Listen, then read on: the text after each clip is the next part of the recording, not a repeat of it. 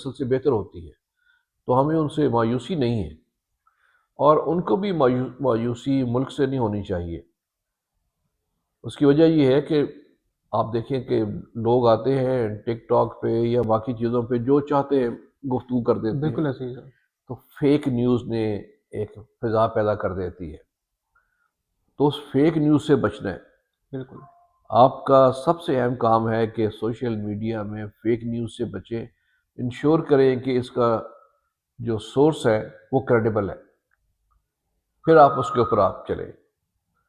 تو اس سے آپ اپنی جو مایوسی ہے اس سے باہر نکل آئیں گے۔ اور اس ملک میں بہت کچھ موجود ہے، بہت کچھ دینے کے لیے ہے، بہت ریسورسز ہیں، بہت اپرچونٹیز ہیں۔ دیکھیں جی، کچھ لوگ عثمان صاحب کہتے ہیں کہ جی بہت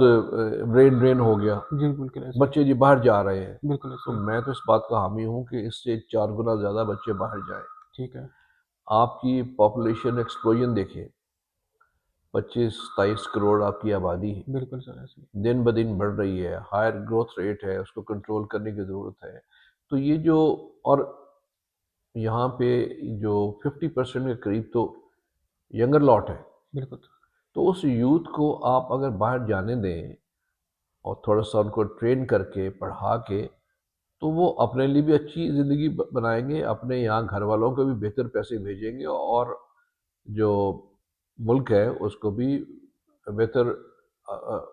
چلا سکتے ہیں، آئیں گے،